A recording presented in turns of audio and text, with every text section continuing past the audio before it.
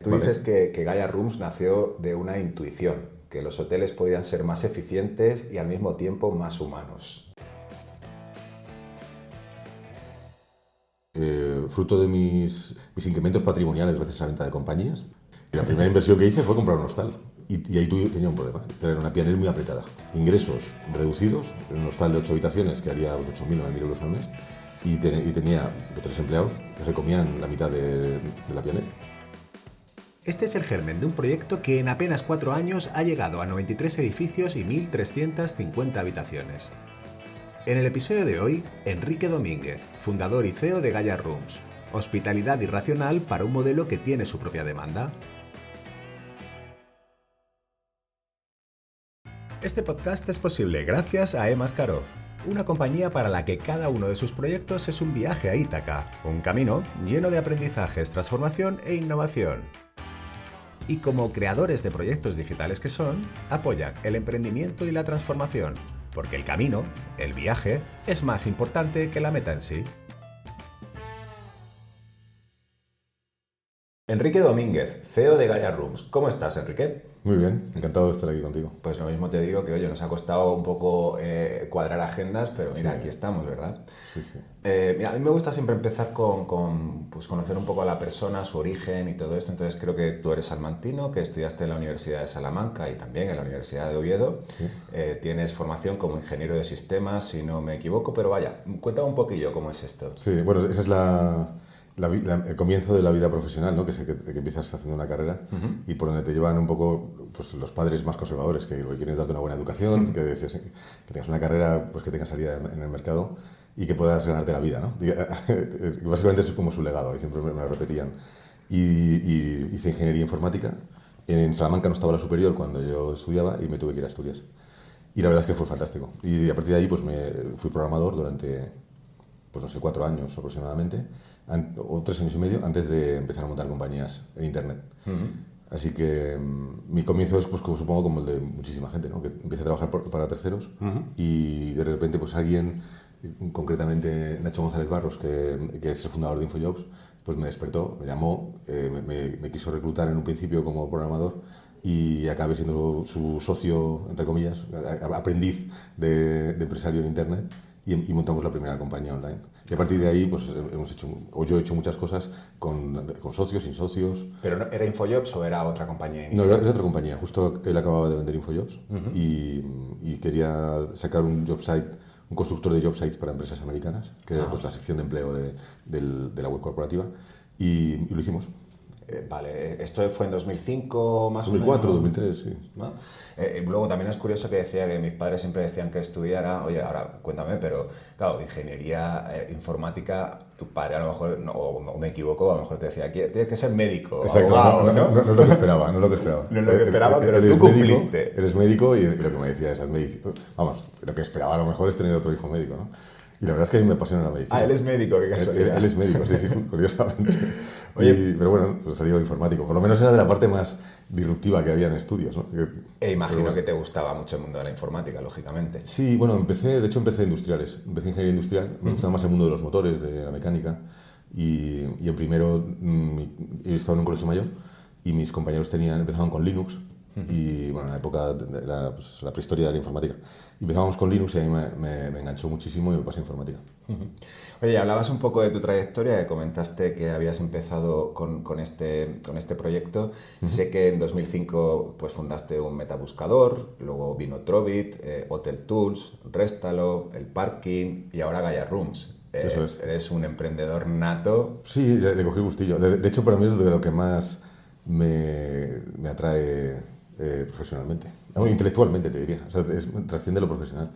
Es algo de que querer ejecutar ideas que se te ocurren, formas de mejorar algo que ves que es mejorable y que por alguna razón no se ha resuelto, y tener la capacidad de poder hacerlo.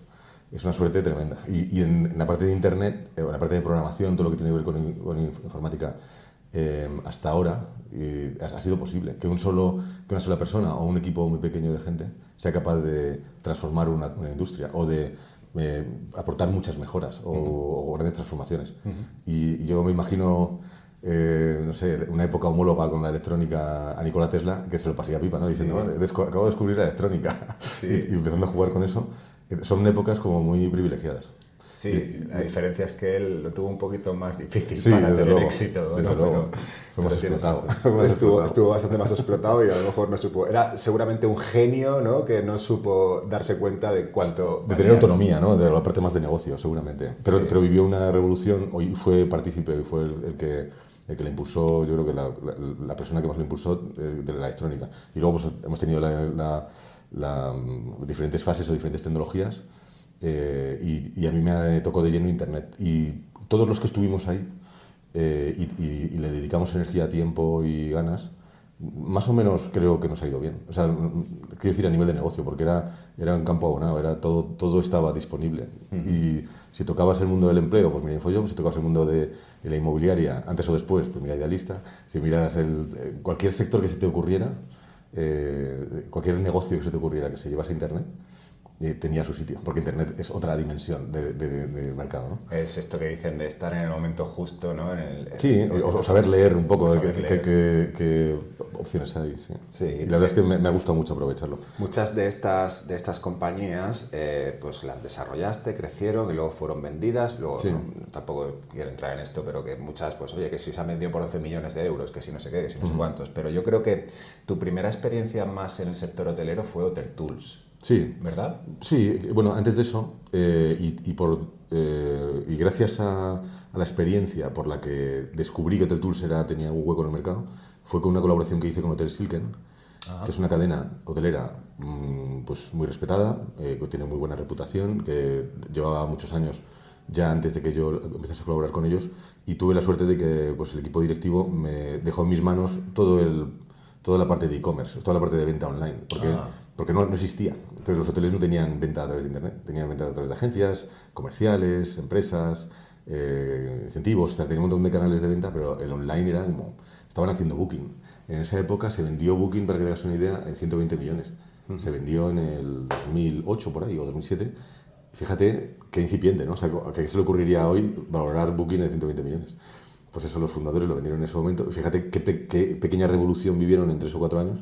Pues ahí estaba yo con Silke montando su portal. Y pasamos de vender 0 online a vender 10 millones o así en 12 meses. Entonces, ese fue el primer conato de contacto con los hoteles. Y luego Hotel Tools nació pues, como una respuesta a darle al mercado una serie de herramientas a un precio que no existía.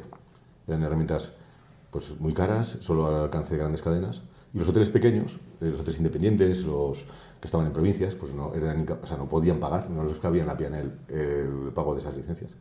Así que creamos una suite de productos, pues el motor de reservas, un RMS, Review Manager, un shopper para ver pues eso, los precios de la competencia, que ayudase un poquito con el yield. Y la verdad es que pues llegamos a unos 500 hoteles en España y lo compró Avail Pro, que era pues, líder en Francia y en Norte de Europa.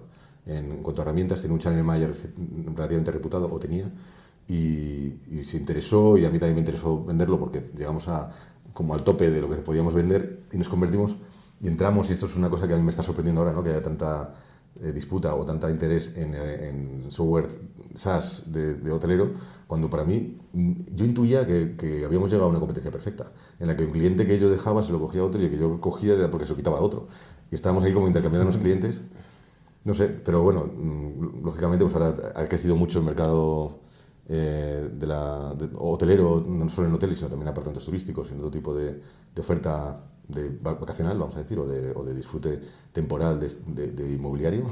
Y lógicamente pues las herramientas también han crecido y seguramente por eso el mercado ha crecido. Sí. ¿De qué año me estás hablando de esto? Hotel Tools se vendería en 2010, creo, 2011. Vale. Luego hay una cuestión, y yo si me equivoco tú me corriges, pero es curioso porque tu visión se centra mucho en entrar en sectores que son maduros, identificar dentro de estos sectores maduros aquellas disrupciones que pueden tener o aquellas carencias que tienen y focalizarlo mucho en tecnología y en mejora, ¿verdad? Sí, últimamente sí. O sea, las últimas 2 o 3 empresas te diría que sí. Las anteriores, por ejemplo, Trovit fue algo mucho menos sofisticado. Sí. O sea, de hecho, queríamos empezar un nuevo clasificado. Había 3 áreas De hecho, yo monté uno de motos, que era el competidor de motos.net, que también se vendió, pero me quedaban 3, que eran Casa, Coche y Curro Buscador, que donde queríamos montar, o yo quería inicialmente montar un clasificado más. O sea, estaba Idealista, estaba Fotocasa, estaba Locuo, había un montón de portales y creíamos o yo creía que nos podíamos abrir un hueco en ese mercado. Y bueno, pues en esa época conocí a Iñaki Cenarro y luego posteriormente a Dani y a Raúl, que fuimos como los 4 socios que lo acabamos montando o fundando. Y lo que descubrimos fue que había algo en Estados Unidos que empezaba a funcionar, que eran los agregadores, que era agregar los clasificados para posicionarlos mejor en Google. Y fue casi más bien un aprovechamiento oportunista de que el SEO en Google estaba sin hacer y que era fácil hacerle una ingeniería inversa a Google, en cómo ordenaba a los resultados, y era relativamente fácil. Y también estuvimos a nuestro lado a Albert Rivera, que es que mejor ha sabido leer Google de los que yo conozco en toda la historia de Google, y nos ayudó a hacer los trucos contrarios para que Google nos viera mejor y nos posicionara más arriba. Pero fue muy oportunista. Ahí te diría que no había una estrategia clara, de verdad. Bueno, y creo que esa estrategia ya la usaste desde el propio nombre que le poníais a las compañías, porque sí, motobuscador, o sea, sí, no sí, es ya era muy clarísimo. complicado, ¿no? El parking no es muy complicado. Luego tuvo que mutar para internacionalizarse y reunirse, porque claro. Eran unos nombres un poco de chichinabo, ¿no? Sobre todo Curro Buscador, sí. Pues tú verás. Pero la verdad es que pues, fue muy... esa decisión fue muy providencial, porque además cogimos tráfico muy rápido y crecimos como las pumas. Entonces, puede parecer que quisimos disruptir un poco el mercado de clasificados, pero en realidad fue lo que ocurrió, pero no con un punto muy estratégico. Sin embargo, los últimos yo sí que lo tengo clarísimo. Y las industrias en las que yo me pueda meter de aquí hasta que me muera, o mientras tenga energía o cabeza o me funcione algo, mi idea es lo que acabas de decir, me encanta. O sea, coger un negocio que ya funciona, y hablamos si quieres del hotelero, pero podemos hablar también del de restaurantes o el de parkings, que también ese ha funcionado muy bien. Y decir, bueno, pues este mundo que ya está ordenado, que da muchísimo dinero, que está muy construido, que hay grandes jugadores, que hay histórico de económico, y pues qué se puede hacer para darle una vuelta. Porque cuando afloran las tecnologías y cuando va evolucionando el mundo, pues siempre aparecen nuevas caras del prisma, ¿no? Por donde mirar. Sí, pues mira, si te parece vamos a hablar del hotelero. Tú dices que Gaia Rooms nació de una intuición, que los hoteles podían ser más eficientes y al mismo tiempo más humanos. Entonces, ahí me gustaría que me contaras cómo nace Gaia Rooms y realmente qué significa esta declaración. Vale, pues nace por una necesidad propia, como casi todos los negocios que tratan de dar una solución a un mercado, ¿no? Yo, fruto de mis mis incrementos patrimoniales gracias a la venta de compañías, mi inversión, y esto es un poco raro porque tiendes a ser disruptivo en la parte de creación de capital, internet, riesgo, crecimientos rápidos, y luego cuando... Segurola en la aplicación. Exacto. Luego cuando vendes dices, va a dar ladrillo. Y la primera inversión que hice fue comprar un hostal que me encantaba, me gusta mucho el... ¿Dónde era este hostal? En Salamanca. En Salamanca. Y un negocio rentable, que además tenía el rollo de comunicación con la gente, que me gusta, este carisma de hospitalario, ¿no? De recibir a alguien, de agradarle, de que esté a gusto contigo.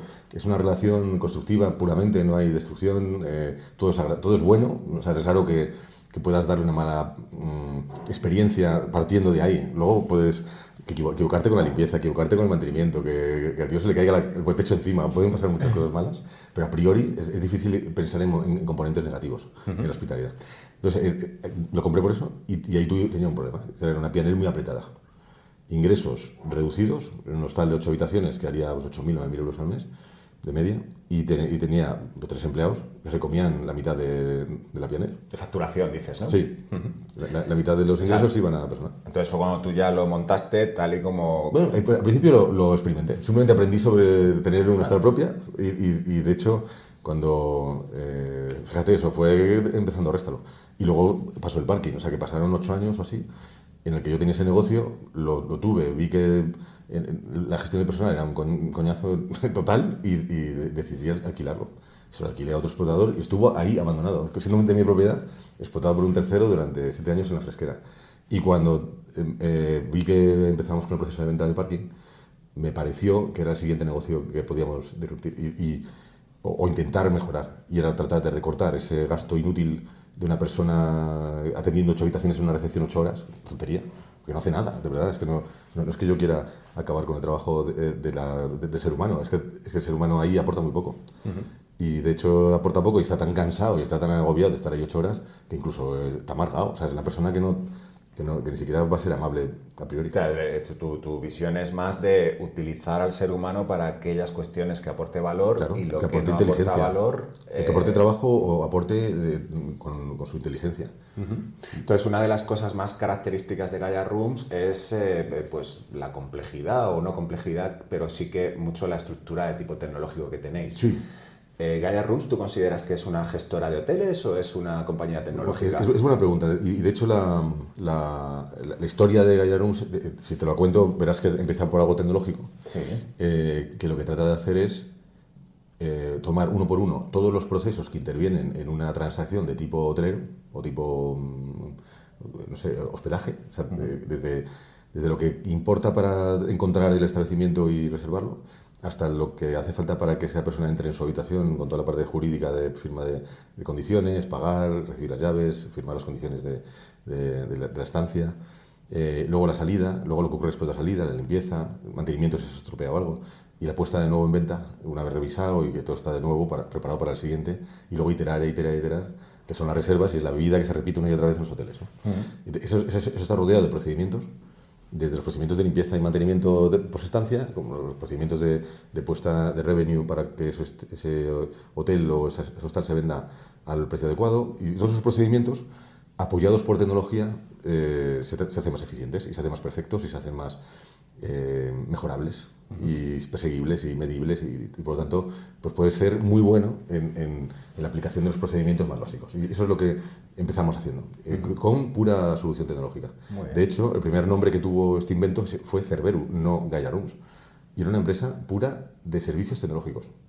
Muy bien. No era cadena, no teníamos en ese inicio la ambición de decir, no, vamos a hacer una cadena que va a tener X habitaciones. No, simplemente era, vamos a construir una solución tecnológica, hardware y software, que permita telecontrolar, o centralizar y compartir los gastos de recursos humanos que están atendiendo establecimientos, clientes y propietarios, que son los 3 jugadores que tenemos, de manera remota y optimizada. Muy bien.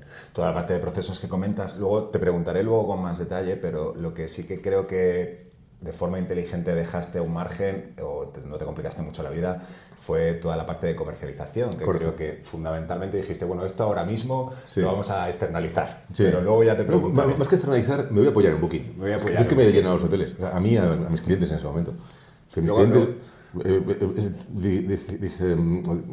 era una decisión también tomada en un ambiente en el que yo no podía estar full time en la compañía también. Claro.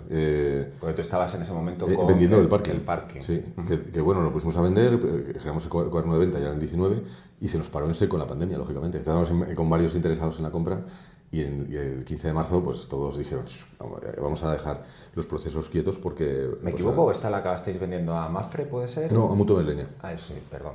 No, son aseguradoras igual. Sí, aseguradoras. Pero bueno, luego ya comentaremos esto. Ahora sí que me gustaría saber, ¿cuántos hoteles tenéis a día de hoy? En edificios o en número de negocios, 93, y en unidades de alojamiento, es decir, entre habitaciones, apartamentos y demás, 1.350. Muy bien, 1.350. Sí. ¿Y el servicio de Gaia Rooms, cuéntame un poco cómo es? ¿Es solo alojamiento? ¿Hay desayuno? Bueno, esto que empezó como una solución software, en la pandemia, aprovechando que bajan de precio todos los hoteles, nos dedicamos digamos que echamos más carne en el asador, invertimos más y nos exponemos más y compramos un montón de negocios hoteleros. Nos convertimos en cadena. Ahí nació Gaia Rooms. Y entonces Gaia Rooms empieza a ser cadena a partir del 21 más o menos, donde todos esos hoteles ya con la tecnología y con las ventajas competitivas que daba Cerberus se convierte en una cadena digital y ahí empieza. Muy bien. Con los 25 hoteles más o menos. Yo, visto desde fuera, puedo pensar que al final Gaia Rooms es una solución muy interesante, a lo mejor para activos distress, donde se puede mejorar lo que es toda la parte de la eficiencia y la parte más operativa, pero también hacéis coinversión, ¿cómo es el modelo? Sí, en vez de hablar de distress por una visión oportunista temporal, que es donde van muchos fondos, y a mí me encanta ese sector, de verdad, ¿eh? Y siempre digo a los amigos más interesados en el mundo empresarial, que la jubilación perfecta para alguien que ha estado mucho tiempo relacionado con empresas es tener un fondo de compra de empresas, un private equity personal donde puedas ir comprando empresas que tú a priori veas en distrés, que estén mal, que no tengan herederos, que no tengan continuidad, que no tengan mercado. Ese conjunto de empresas que están acabadas, entre comillas, Sí.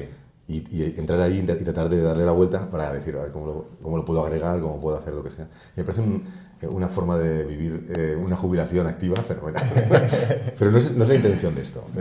Aquí más que ir a por un establecimiento distrés, que está agotado porque no tiene rentabilidad, por su propia mala gestión o porque no tiene sucesión, voy más bien, y creo que estamos aprovechando un nicho que antes no era aprovechable porque si no haces con tecnología es imposible, que es el long tail. El long tail por tamaño. Es decir, todos aquellos establecimientos hoteleros, hostales, o edificios de apartamentos turísticos, o hostels, o albergues, o pensiones, lo que sea, todo lo que sea, tamaños que por su propia naturaleza, porque son pequeños, no admiten una P&L basada en personas, porque no lo soportan, punto. Claro. Y lo único que hay que hacer para que no lo soporte es seguir subiendo los salarios. Tú sigues subiendo los salarios mínimos, sigues subiendo los salarios de limpieza, mantenimiento, recepcionistas y demás, y ya, pues lógicamente, como suben los gastos, es imposible que eso sea rentable. Y ese negocio se acaba. Sí. ¿Qué puedes hacer para cambiarlo? Lo que nuestra propuesta. Nos te dirigimos. Eso o vender a 500 euros. Claro, pero es difícil, porque acá no deja de ser una pensión o un hostal. Y además es una pensión o un hostal que en muchas ocasiones está en ciudades o en destinos que a lo mejor turísticamente Claro. tampoco... Sí, o no te dan la ocupación que te dan Madrid y Barcelona. Pero nosotros, ya te digo, nos enfocamos a ese tipo de establecimientos long tail en ciudades donde sí que hay algo de demanda. O sea, un mínimo de 70-75% de ocupación esperable. ¿Eso cómo lo mides? ¿Con población o Me un fijo análisis? mucho, hay mucha fuente de análisis, herramientas privadas, pero me gusta mucho el INE. El INE da una buena información, lo que pasa es que está un poquito agregada, está agregada Claro, por provincia. claro. Pero bueno, si sabes buscarlo y leerlo entre líneas y te haces paralelismos con otras ciudades en las que tú estás y le aplicas un poco tu ratio de mejora respecto al INE, pues más o menos nos sacamos unos números. Acabas aprendiendo, ¿no? Sí. Si esto me lo marca el INE, yo estoy aquí. Exacto, ¿no? sí, además que se detecta muy bien. O sea, yo tengo experiencia en ciudades tier 2 y tier 3, donde quizá vosotros las descartan, ¿no? Salamanca, León, Burgos, Valladolid, son ciudades que a mí me encantan y que son ciudades de verdad que tienen cierta demanda. Las catedrales que construyeron en la Edad Media, ¿no? En el siglo XIV, XV, por ahí, todo ese aporte de inmobiliario que se hizo en esas ciudades, ahora es el polo de atracción turístico, es acojonante. O sea, Sí. yo siempre lo digo, la Catedral de Salamanca no sabían la rentabilidad que iba a dar a la ciudad, ¿eh? Porque es de verdad lo que atrae al Bueno, aquí turista. tienes ahora más activos. No Sí, solo bueno, tienes- pues mi ciudad empezamos a ir y es que, claro, una vez que ya te haces con una masa crítica de los establecimientos de la ciudad pequeños, es fácil que el resto de establecimientos pequeños te vengan a ver. Claro. Es muy sencillo. Y luego para ti muy natural. incluso, tú lo tienes muy optimizado, pero también puede ser más eficiente, ¿no? En un mismo Por destino supuesto. tienes Claro, varios no, por activos. supuesto. Las eficiencias de masa crítica siempre. O sea, si en vez de tener que limpiar 150 habitaciones, puedo limpiar 350, mucho mejor. Claro. Y bueno, mira, vamos a hacer una cosa, porque yo entiendo, claro, tú imagínate, yo imagino, digo, wow, seguro que tiene su propio equipo de tecnología o lo que sea, pero ¿cómo es un poco la estructura, digamos, más corporativa? ¿Qué es lo que tenéis? La estructura de nuestro equipo Sí. personal, pues mira, de lo más importante y donde más apostamos y donde más inversión se hace es en el equipo técnico. O sea, es una empresa muy digital, Muy bien. muy digital. Pretende ser una empresa tecnológica. Y es inevitable que sea hotelera, porque eso lo es, y además tenemos activos con contratos de alquiler de elaboración, compramos establecimientos, nos hemos metido totalmente al mundo hotelero y somos hoteleros. Sí. Pero sobre todo somos técnicos y yo quiero que esto siempre reine por encima de todo lo demás. Si tengo una oportunidad, o sea, ante la duda de si invertir en un nuevo hotel o invertir en una nueva tecnología, elegiré siempre la tecnología. Porque la ventaja competitiva de verdad no está en el corto plazo y menos ahora, que estamos como en la parte más alta del mercado, ¿no? Yo creo que ningún hotelero recuerda un momento mejor para los hoteles que ahora. Entonces, es un momento que dedicar capital a adquirir nuevos establecimientos no parece lo más interesante. Y sí, que a mí por lo menos me resulta muy interesante dedicar el capital a la tecnología. Sobre todo cuando hay tecnologías tan revolucionarias de nuevo, como lo fue Internet, como lo fue la electrónica que hablábamos antes, y ahora es la IA, que te da un montón de automatizaciones casi sin chupadas, o sea, casi... De todo ese componente tecnológico, yo por pensar más o menos, imagino que mucho será de desarrollo propio, pero bueno, motor de reserva, channel manager... Bueno, pues quedándonos y siguiendo hablando sobre el equipo tecnológico, lo que tratamos de hacer en realidad es que todo lo que tiene que ver con herramientas que ya existían, pero que no son aplicables a la centralización o a la optimización digital de la experiencia, las hacemos. Y nos hemos tenido que hacer un PMS, que es tremendo. Y yo he intentado en 2 ocasiones salirme de esa decisión porque digo, joder, el mercado habrá evolucionado y podría hacer esto, esto y esto. Y la realidad es que no. Entonces, he hablado muchas veces con Views, que por ejemplo a mí me parece un PMS muy bien parido, ¿no? Muy bien hecho, bien pensado, pero cuando estás en multipropiedad y lo quieres hacer en remoto y son propiedades pequeñas, la tarifa es imposible. Sí. No puedes permitírtela. Porque... Es PMS, que ya no solamente sería lo que es toda la parte de back, imagino que también tenéis sistemas de auto-check-in y todo. Sí, pues claro. Y luego todo eso que Muse te da como el marketplace para poder unirle cosas. Sí, la regleta, lo llamo yo. La regleta, ¿no? Pero empiezas a enchufarle cosas, claro, vas al final y dices, a ver, pago por el check-in, pago por el review, no sé qué, pago por el gestor de documentos, pago por no sé, la gestión de reviews, pago, por supuesto, por el PMS, pago por el sistema de pagos, por el cobros, vamos. Al final empiezas a sumar ahí las cuotas. Así que, por esa razón, hemos decidido que hay ciertos software que hay que desarrollar. Sí. Está el PMS, me apoyo en un channel manager que es SiteMinder, que es fenomenal, pero empieza a hacer aguas en algunas cosas. O sea que ahí no me voy a meter, por supuesto. Pero sí, por ejemplo, estamos planteando el motor de reservas. Porque el motor de reservas no hay ninguno que realmente se acople a lo que queremos. Que es, no sé, tío, cuando está ya hecho el check-in y yo detecto que el tío entra en la habitación, pues a lo mejor es un momento de ofrecerle una cerveza y decirle baja al bar y tómate algo. O invitarle incluso. O comunicarme de manera dinámica en lo que supone la reserva, que debería tener un ciclo de vida que no se cierra cuando entras en la habitación, sino cuando te vas.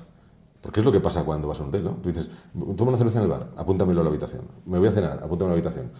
Me doy un masaje, apúntamelo a la habitación. Pues todo eso debe pasar también digitalmente, para que en vez de darte el masaje en el establecimiento, porque los establecimientos son más pequeños y no tienen a lo mejor esos recursos, que aparte son odiosos porque no son rentables, por ejemplo la cafetería, ¿no? Es un gran problema.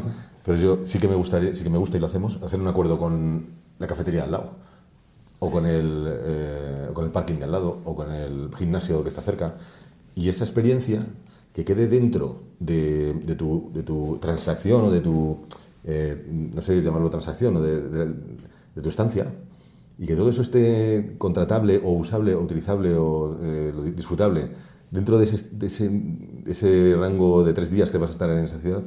No me lo dan los motores de reserva. O sea, para meterle una auxiliary... Toda la relación con cliente imagino que es a través de móvil, ¿no? A lo sí, que te todo, refieres 100%. Es a través de móvil. 100%. Bueno, pues para esto puedes coger, a ti seguro te encantan los beacons o cosas así, ¿no? Por supuesto, hay un montón de cosas que hacer con todo eso. Localización, sí, pop-up, sí. ¿no?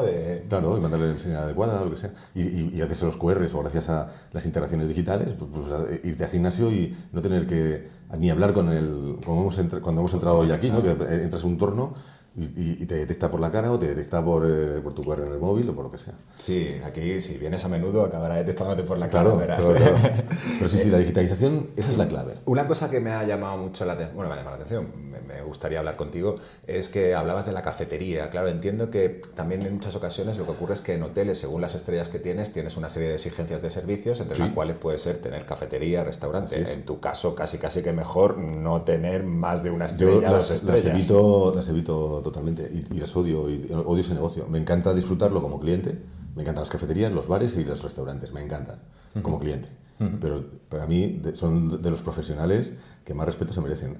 Sí. Porque tener un restaurante de verdad es muy complicado y que sea rentable, quiero decir. Sí, desde luego. O una cafetería, tal, es muy complicado. Entonces yo lo trato de evitar, pero es verdad. O sea, de 4 estrellas, tenemos varios, pues tiene que tener cafetería, tiene que tener servicio de habitaciones. Claro, pues lo tienes que hacer. Es lo que toca.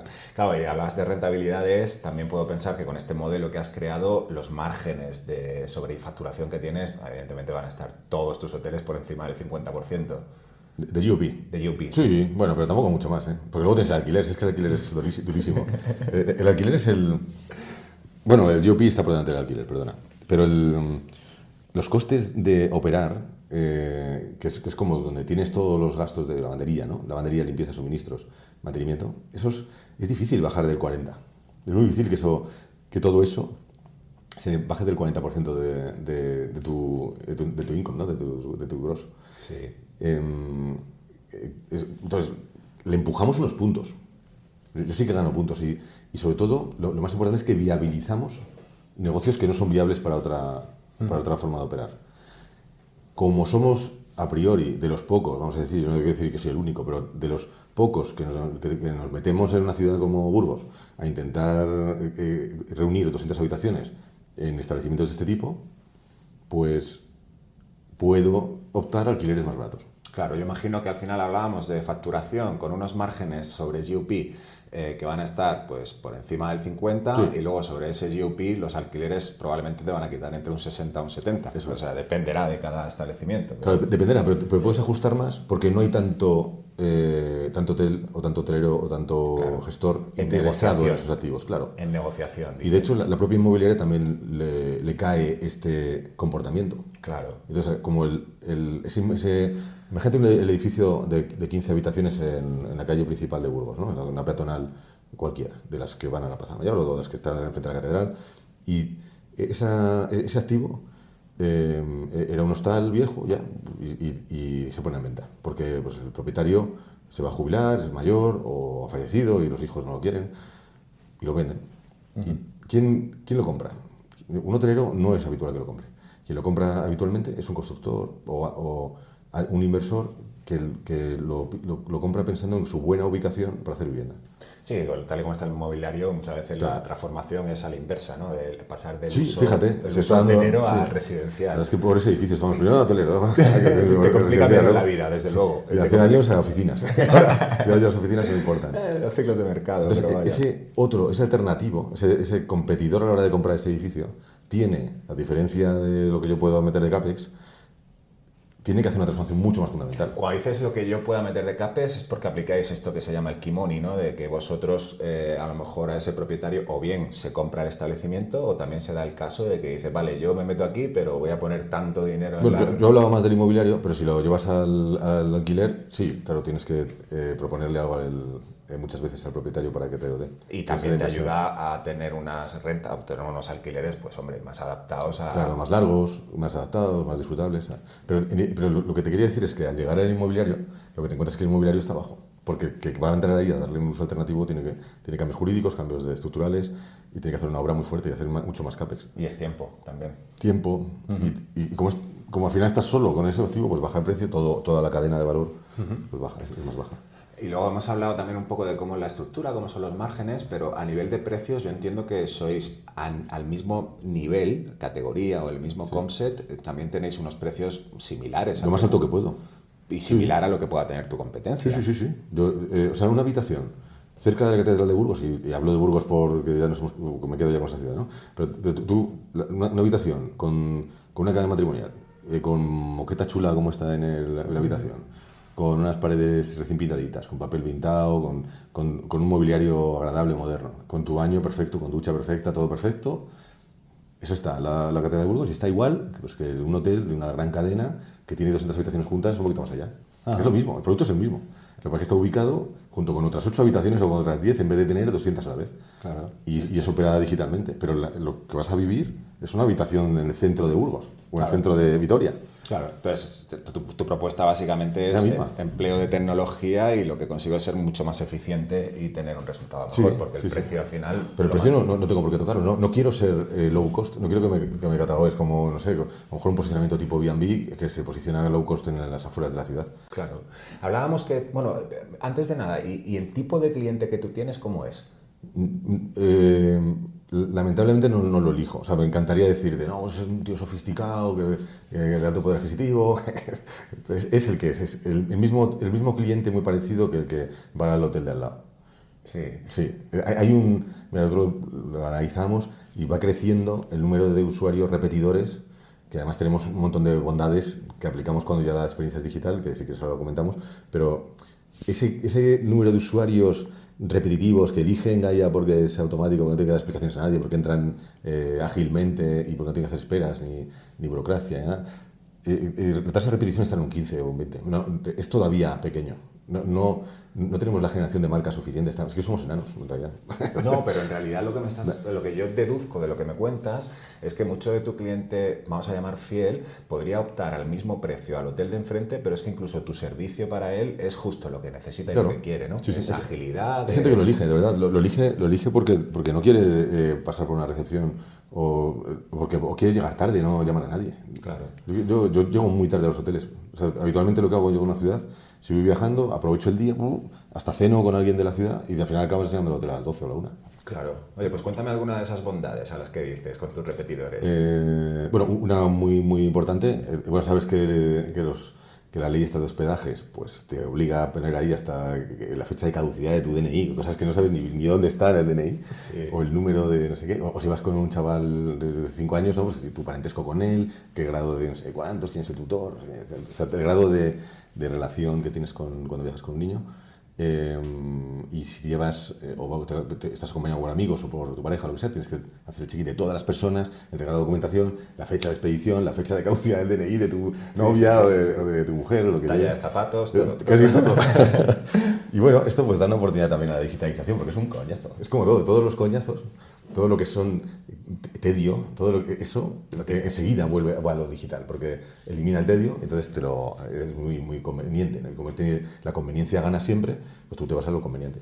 Y una ventaja muy buena es que no tienes que hacer el check-in. Tú has hecho el check-in conmigo una vez, guardamos tu Cardex, tu ficha de persona, y solo tienes que validar que la vas a usar en otro hotel. E imagino que lo podré incluso hacer antes de llegar, ¿no? Te doy Claro. todos mis datos y... La primera vez sí. La primera vez, por supuesto, lo puedes hacer desde casa tranquilamente. Y, bueno, puedes escanear, puedes hacer ciertas digitalizaciones. Pero cuando lo has hecho una vez, la siguiente vez ya no tienes que hacerlo. O sea, si vuelves a otro hotel nuestro el mes que viene, detectamos que tú eres tú y te ofrecemos... Oye, el check-in ya lo has hecho, si quieres te lo aplicamos. ¿Y asignáis habitación en ese momento? ¿O la Sí, asignación sí, es sí. al llegar? La asignación se hace cuando te damos las llaves. Justo antes de darte las llaves es cuando se asigna. Y podemos cambiarte la habitación sin cambiarte las llaves. Pero eso sucede solo si hay un problema de limpieza, una avería o lo que sea. Porque las llaves, ¿hay llaves físicas? O... No, todo digital. Es todo digital. ¿Será un QR o será lo que sea? Eso es. Pero luego sí que dejamos dentro de la habitación una tarjeta. Por si acaso, sí. Te quedas Sobre sin todo por batería en el comodidad. móvil. Sí, porque ya si estás en la estancia, pues ya no nos cuesta nada dejarte una tarjeta y que la uses para entrar y salir en tu estancia. No, y siempre es bueno tener también un soporte, una solución que si me falla el móvil, me he quedado sin batería, pues tengo la tarjeta. Claro. Pero bueno, esa es una. Y otra, por ejemplo, muy chula, que yo creo que es una gilipollez, pero Lo disfrutas, que me lo poco a estás poco. contando y noto que lo disfrutas. Sí, a mí me encanta, de verdad. Y parece chorradas, pero sumadas una a una provocan una cosa que es magia, que es todo pasa digital, y todo pasa. La tecnología invisible. Tecnología invisible. Y es esta, por ejemplo, lo que te iba a comentar es que la persona de limpieza termina de limpiar tu futura habitación a las 11 y a las 11:05 deberías recibir un mensaje conforme tú ya puedes entrar en tu habitación. Y eso ningún hotel lo hace, porque tienen sus protocolos, son hoteles muy grandes y te dicen, mira, aquí se entra a las 4. Y si vas a las 3:30, es que dicen, no, es que el check-in es a las 4. Sí. Y ahí estás con la maleta, la tienes que dejar, irte a otro lado, luego volver. Si aquí está limpia a las 11, yo te lo traigo a las 11:05. ¿Has conseguido ya en esa relación con el previa a la llegada con el cliente el identificar a qué hora va a llegar? ¿O todavía es un proceso? ¿O el cliente es que pasa de decirte a qué hora llega? Muchos te lo dicen. ¿Sí? Sí. O sea, y tú ya es muy fácil de manifestar. Lo puedes llamar o puedes decir en la aplicación. Y eso ayuda muchísimo a la planificación. Y si me dices a qué hora vas a llegar, priorizo la limpieza de tu habitación. Claro. Si ya tienes asignada. Y si no, te la cambio por otra que ya esté lista. Muy bien. Oye, pues vamos a hacer una cosa, porque yo me puedo hacer desde fuera ideas, pero sí que me gustaría saber. Yo he visto como que habéis trabajado mucho, antes comentabas Booking, ¿no? Habéis trabajado mucho lo que es las OTAs a nivel comercial, y no sé si, me gustaría primero que me contaras esto, si es así, por qué lo habéis hecho así, y si estáis en un proceso donde ya buscáis el crear una marca y comercializar en directo. A ver, desde un punto de vista de negocio, cualquier director de un negocio, ¿no? Cualquier persona que lleva un negocio, quiere dos cosas: subir los ingresos y bajar los gastos. Sí, ¿no? es sencillo. ¿Cómo subir los ingresos? De muchas maneras. Pues crecer, meter más hoteles, vender más cosas, lo que sea. ¿Y cómo bajar los gastos? Pues siendo más eficiente en limpieza, mantenimiento, todo lo que puedes tocar, todos los centros de coste. Es evidente, no estoy diciendo nada extraordinario. Pero ahora empezamos a analizarlo, ¿no? Y me centro en las OTAs, que es pues la intermediación más bestia que tenemos ahora mismo, por lo menos nosotros. Habrá otros que su intermediación venga por vía de las agencias o por vía de, yo qué sé, de las tarifas negociadas, no sé. Pero nosotros, la intermediación más grande está con las OTAs. ¿Cómo le puedo arrancar puntos a las OTAs? Que para nosotros supone, en el 2024 fue como 15 puntos. O sea, de cada euro, 15 céntimos iba para OTAs. ¿Cómo puedo hacer que sean 14 céntimos o 13, 12? ¿Cómo arrancarle puntitos de rentabilidad a la OTA? A tu canal propio. Y claro, fácil de decir.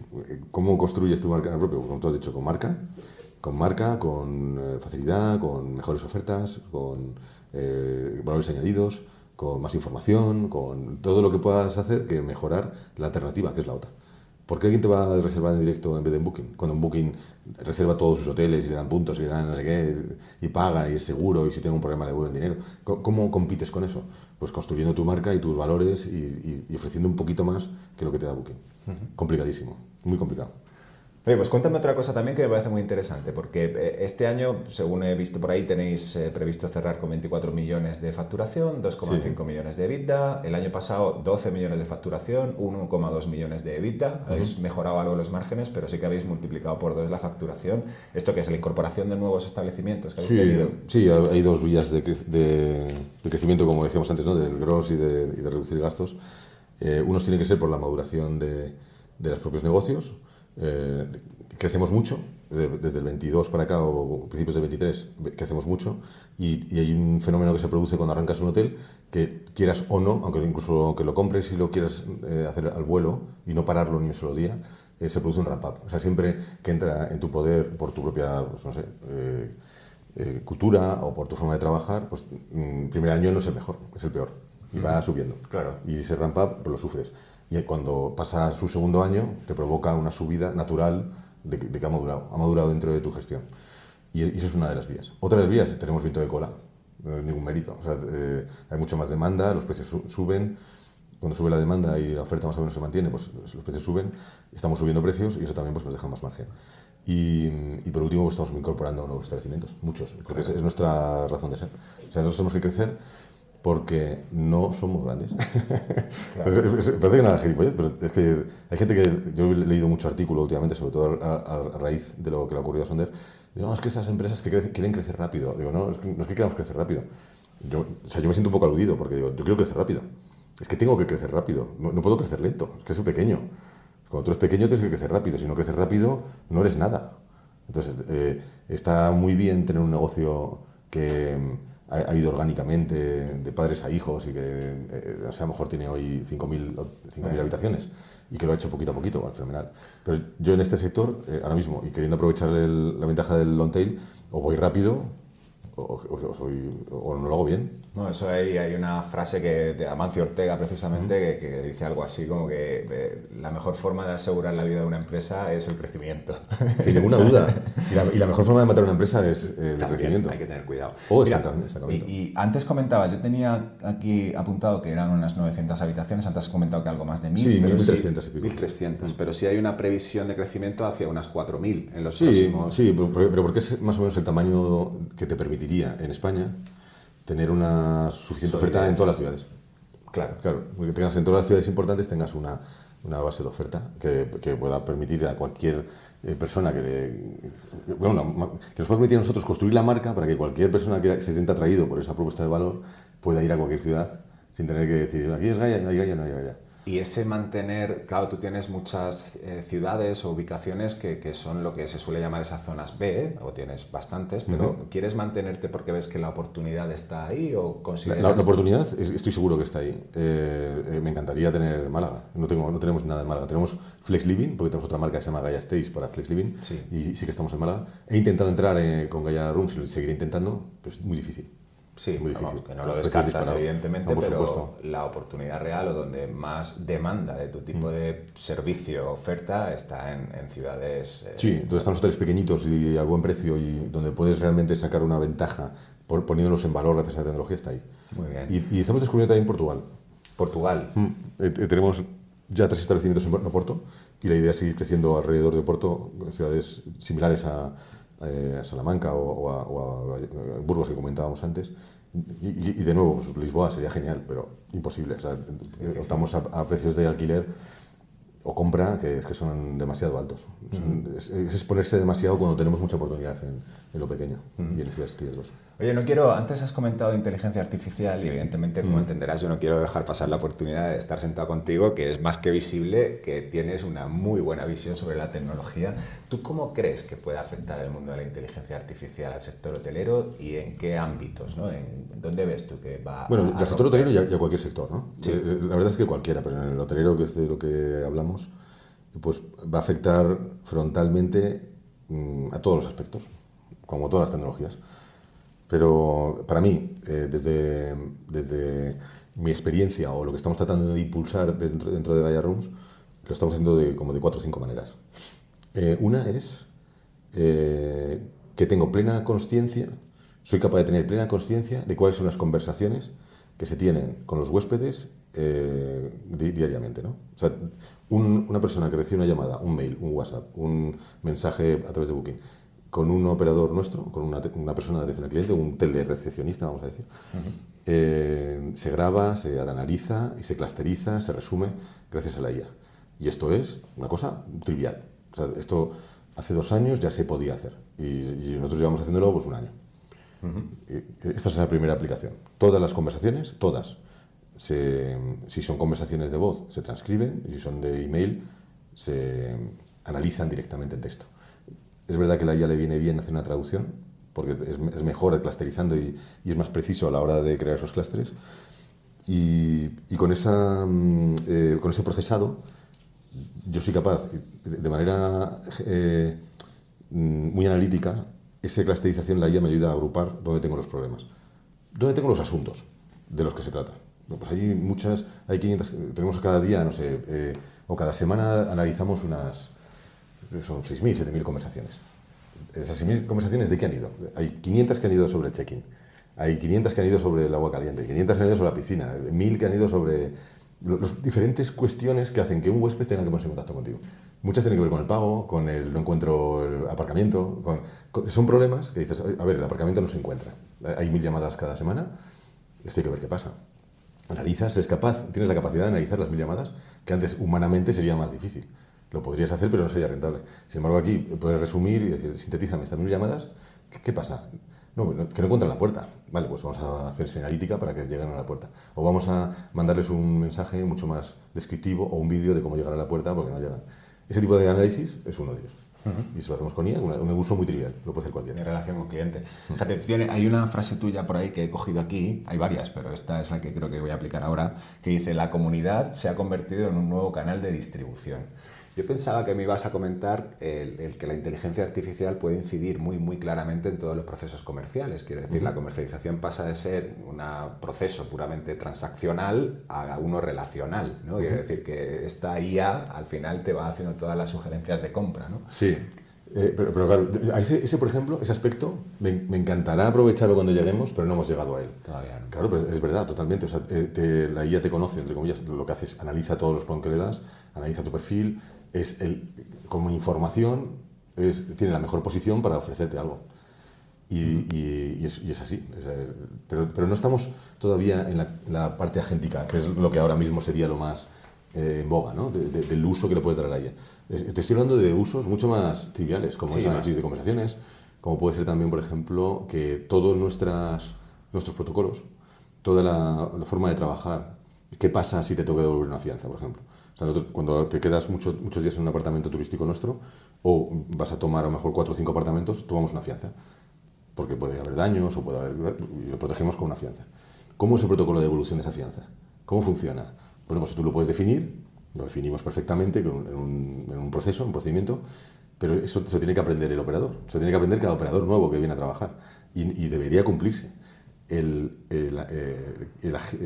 encargado de que todo eso se persiga y se cumpla es de nuevo un agente IA. Me fascina cómo la capacidad de análisis que tiene respecto a qué es todo lo que nosotros hacemos ahora que podamos mejorar y el cómo tienes ese, no sé si llamarlo el nice to have, ¿no? El de sí, bueno, ya lo del relacional, perfecto, pero ahora lo que estoy es de lo que hacemos, cómo lo podemos mejorar. Porque realmente tenemos mucho que hacer en la prehistoria. O sea, todavía estamos claro. En el día de hoy, es un poco lamentable, pero es así. Claro.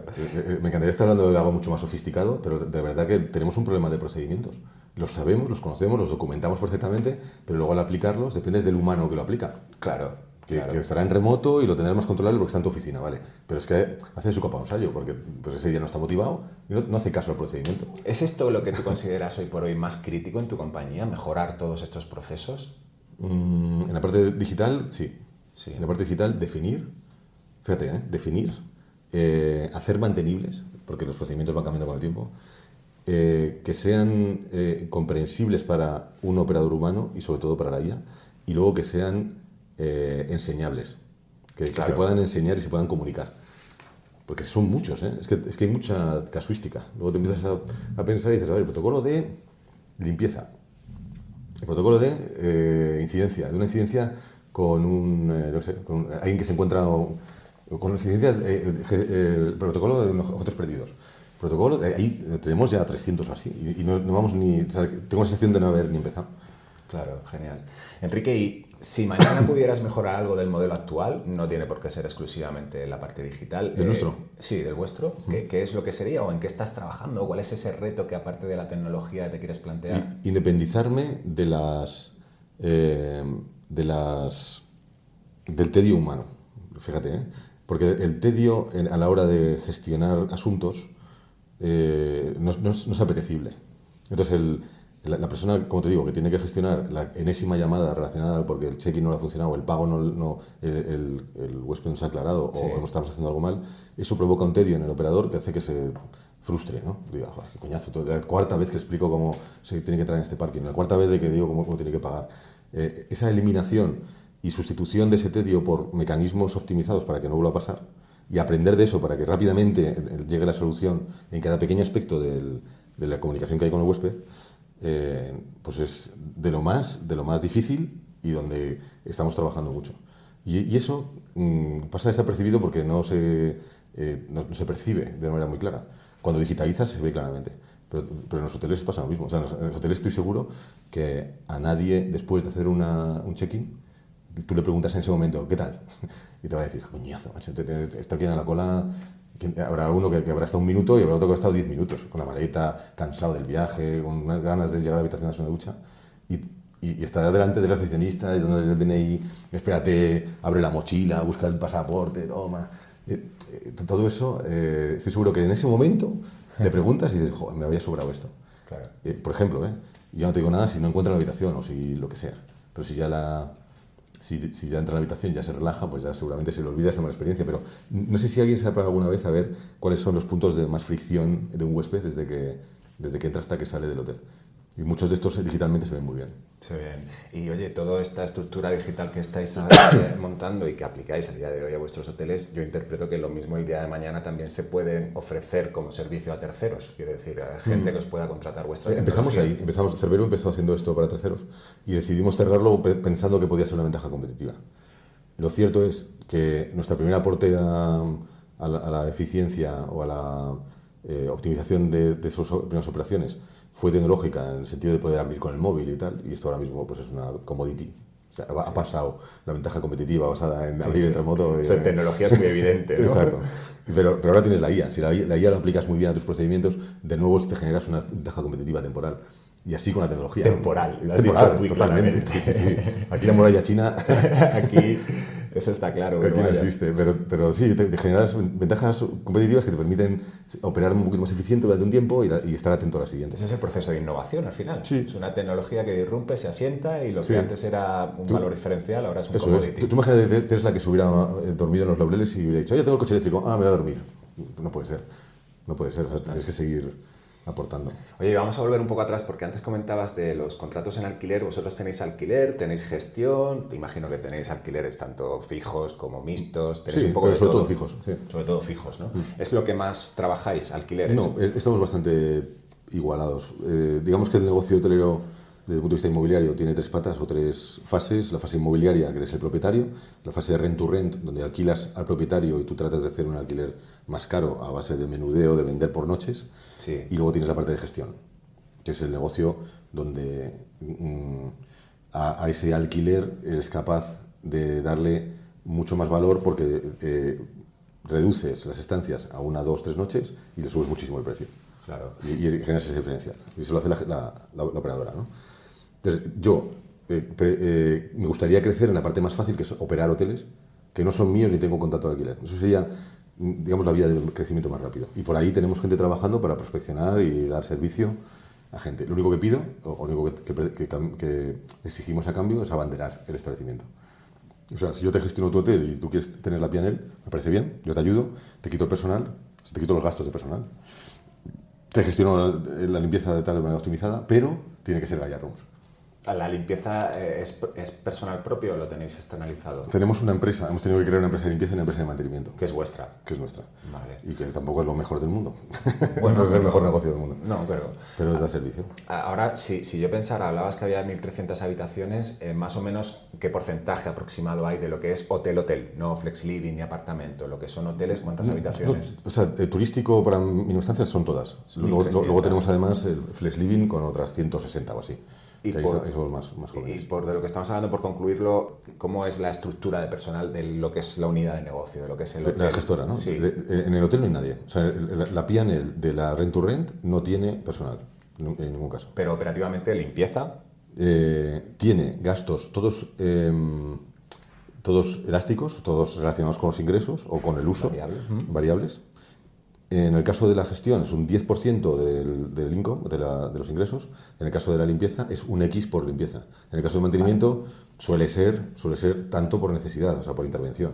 Y suele ser el 3% de los ingresos. Es como está el hotel. ¿Cómo tienes estructurado? Y eso hace que en el rent to rent, el negocio más hotelero, y por lo tanto el negocio que tú le puedas hablar a un tercero, hace que sea muy, muy fácil ganar dinero. Porque si eliminas de la ecuación los costes fijos, aunque haya temporada baja, los gastos se reducen, y con temporada alta, aunque crezcan un poco, siempre estás en la vía de la rentabilidad. Tratamos de hacer eso. Y estás variabilizando también gran parte de los costes, claro, lo que al final... Eso sí, quien soporta esa variabilidad sufre, que es la empresa de limpieza, la empresa de mantenimiento y la gestora. Pero por eso ahí la parte digital ayuda a que esa elasticidad pues esté optimizada. Pues bueno. Es el peaje que hay que pagar. Sí, claro. En algún sitio tiene que estar el que sufre. Pues está ahí. Y luego te iba a preguntar, porque claro, yo no sé hasta qué punto los propietarios que puedas tener, habrá más o menos profesionalizados, tendrás que contarle muchas cosas de tu modelo, pero no sé si te encuentras rechazo o dudas respecto a tu modelo. Al principio más. Al principio la gente había más bien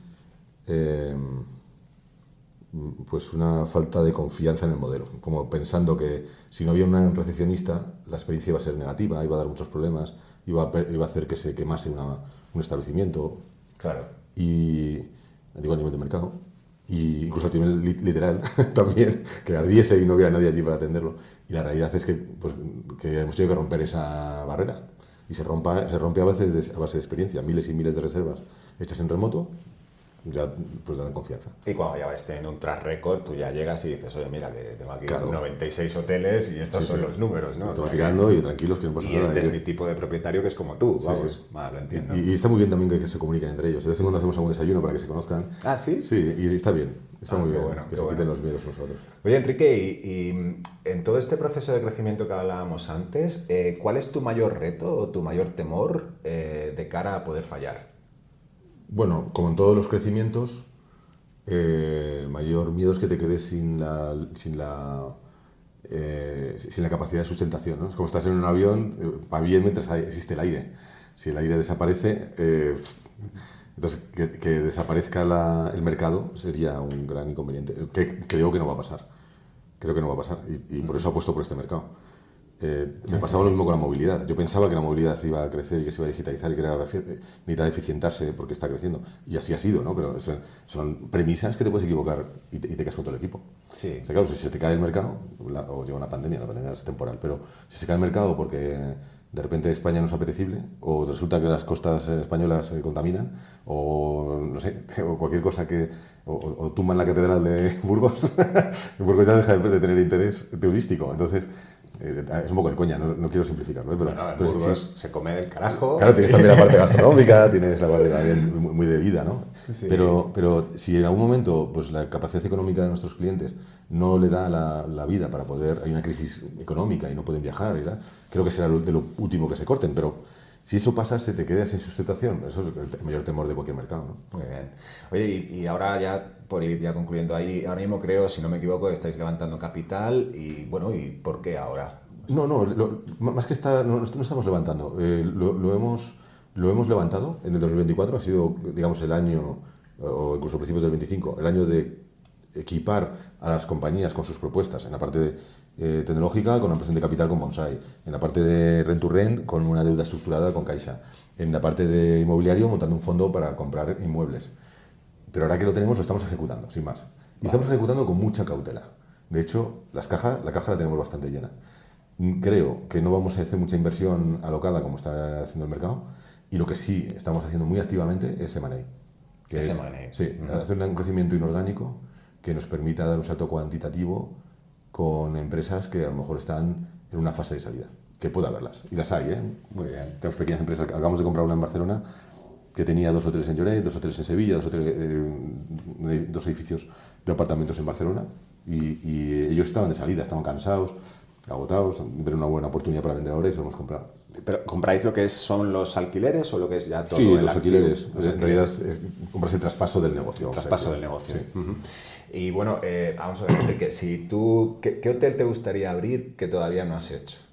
Carta a los Reyes Magos.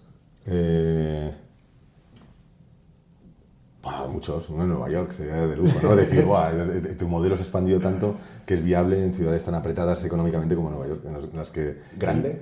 O... Digital. No me importa el tamaño. En realidad, creo que estamos haciendo una demostración con el mercado pequeño, que es donde podemos jugar. Es lo que nos dejan para jugar, ¿no? O sea, los hoteles, cuando tú entras en un mercado tan maduro, lo que te dejan para jugar son lo que no quiere nadie. Esto es como que entras en el cole, ¿no? Tú eres el nuevo de la clase, pues te dejan los juguetes malos. Sí. Pero si con los juguetes malos empiezas a hacer cosas virtuosas y eres capaz de hacer una rentabilidad, el modelo no está peleado con un hotel grande. O sea, un hotel grande, gracias a esta gestión, será más eficiente. Aunque quieras tener recepcionistas que mimen al huésped, no está de más, pero que no le pidan documentos, tío, que no le pidan burocracia, que se dediquen solo a entenderles mejor o ayudarles, lo que sea, pero que no sea eso. Y creo que eso es aplicable. Entonces, ¿dónde me quería ver? Pues un hotel remoto, un hotel realmente en un país diferente, fuera de España, Portugal, Francia, Italia, que es como lo más evidente hacia dónde vamos. O sea, pensar que eso ha funcionado y que está implantado ya en sitios como Nueva York, como Chicago o como China, por ejemplo. Oh, eso ha funcionado y me has contado también un poquito de tu pipeline de crecimiento, tus niveles de facturación, tus márgenes, y yo puedo interpretar que tal y como está el mercado inversor ahora mismo, alguna propuesta quizá hayas tenido para comprar Gaia Rooms. Sí, sobre todo los competidores que son más grandes y que tienen una propuesta parecida, pero se fijan mucho, no tanto en el valor tecnológico, que sí, pero sobre todo en el inventario que ya tienes acaparado y que lo tienes por larga duración, ¿no? Ahí es donde hay mucho interés. Y nuestra idea no es... No, a ver, yo vitalmente me considero en el sitio donde me hubiera gustado estar toda la vida, que es en una empresa con control, con mayoría, sintiéndome propietario, con medios para poder crecer, con más o menos las ideas claras sobre lo que quiero hacer y con un equipo alrededor que me apoya y preparado para hacerlo. Oye, Enrique, o sea, una pregunta un poco ya fuera de todo lo que hemos hablado. ¿Qué marcas te inspiran a ti fuera del sector hotelero? Quiero saber fuera del cómo sector. es Enrique. Sí, yo quiero saber cómo es Enrique. Fuera del sector, pues, no sé, automoción, Tesla, sin duda. Tesla. Sí, o sea, me inspira como tecnología disruptiva, como cosas así. No tengo un Tesla. Bueno. Y me parece que no es útil para mí a día de hoy, pero me parece inspiradora. Pero mira, en aerolíneas, hace poco me escuché el podcast del fundador de Volotea y de no sé qué otra aerolínea montó. Ahí me pillas. Lo ha hecho como repetidamente y ha montado líneas atípicas, ¿no? Dentro del país o entre ciudades secundarias, y ha conseguido sacar rentabilidad donde otros, igual lo mismo, es lo que quedaba. O sea, es que hay demanda de ir yo qué sé, de Valladolid a lo mejor no el principal aeropuerto de Londres, pero sí a un secundario. Y ese tipo de vuelos más oportunistas, con mejor precio, pero que te tienes que desplazar para coger. Y esto lo supieron organizar muy bien y se cogieron ese nicho. Me pareció una empresa muy inspiradora también, sí. Tenía por ahí pensado preguntarte qué sectores piensas que son susceptibles de disruptir, no sé cómo se dice. Disruptir, creo. Disrupción, digo yo. Sí. Disruptir, supongo que es. Y quizá este es uno de ellos, ¿no? El de los vuelos, sin duda. O sea, el transporte aéreo está por hacer. Qué bien. Sí, sí. Sobre todo el de más valor añadido. El de ir en aviones ahí hacinados y estar apretado en un asiento que no cabes y tal. Te veo venir. Pero a mí el del lujo, el del que quiere pagar un poquito más y es capaz de pagar la conveniencia de ir con el coche hasta la puerta del avión, eso me parece que no está explotado. Te veo venir. Dentro de 3 creo, años. No tengo ni idea de ese mundo, de verdad no tengo ni idea, o sea, absolutamente. Oye, Enrique, pues mira, me está encantando hablar contigo, Lo mismo digo. pero bueno, creo que también hay que ir dando cierre a esta conversación y a mí siempre me gusta preguntar si te gusta leer y si me haces una recomendación de lectura a la gente que viene. Me gusta mucho leer, no le dedico el tiempo que me merezco yo que dedicarle, me maltrato no leyendo, que es ni haciendo deporte, que últimamente es una gran área de mejora personal, pero me he leído un libro recientemente que se llama Hospitalidad Irracional. Hospitalidad Irracional. Brutal. Muy bueno, la historia es muy chula. Y muy chula, además. El tío... Y como, cuando está allí en la primera entrega de premios, que no se que le ningunean, que en el último de los buenos. Sí, bueno, pero sobre todo esto, sí, la orientación extrema a que... Y es lo que hablábamos al principio, esa parte de hospitalidad, de agradar al que estás tratando. Exceder un poco la vía del intercambio libre de mercado, ¿no? Que es lo que se basa el capitalismo, sino intercambio libre de bienes de mercado, sino excederte y decir, no, te doy un poco más. O sea, es verdad que tú me pagas que yo esté aquí, que vengas a dormir a este hotel, pero toma este poquito más, toma esta pequeña sorpresa. Sí, cuando le dejan, claro, esas cosas que el cliente nunca se espera, ¿no? De cuando le lleva la botella al frigorífico de casa, ¿sabes? O sea, brutal. O le tienen el taxi preparado porque va a la ópera y no sé como qué. el tipo, claro, cualquiera piensa este tipo de añadidos que dices, ya, pero ¿cuánto te has gastado en eso? Y dices, bueno, es que eso es irrelevante. Sí. ¿Cuánto me he gastado? Es irrelevante. Es que esta persona... Claro, no te voy a olvidar, ha habido una experiencia brutal. Sí. Y esa parte, llevado al mundo del agasajo, ¿no? De decir, toma la botella, o toma, te la meto por ahí, te la llevo de tu frigorífico porque te la mando por courier o como sea y te la llevo. En el mundo digital es mucho más fácil y más viable. O sea, es mucho más fácil para mí que si yo sé que vas al aeropuerto, tenerte el Uber en la puerta. O que si sales de la habitación, tener el ascensor en tu pasillo. Porque sé que acabas de salir. He sentido que estabas en la habitación, se ha abierto la puerta, se ha cerrado, ya no estás en la habitación. Joder, es evidente que vas al ascensor, porque no lo llamo ya. Esas magias, esas cosas inesperadas, hacen que, joder, no sé, pues que sea memorable o que sea deseable. Basada en tecnología, en este Basada en caso. tecnología o apoyándote en ella, sí. Apoyándote en ella. Así que, Enrique, te agradezco muchísimo tu tiempo, lo que me has contado, lo que nos has contado y, oye, muchísimas gracias. Y yo a ti también te agradezco, muchas gracias a ti. Segmentar e ir justo donde importa. Que si la habitación está limpia a las 11:05, es absurdo que esperes hasta las 4. Y mirar a los ojos está muy bien, pero hay clientes que te van a premiar por ser rápido y resolutivo. Quitar fricción con tecnología y automatizar lo repetitivo. Es entrar en sectores que son maduros, ver huecos de mejora y convertirla en un sistema que cambia inercias. Eso es emprendimiento disruptivo. Que disrumpe, disrompe, disroten.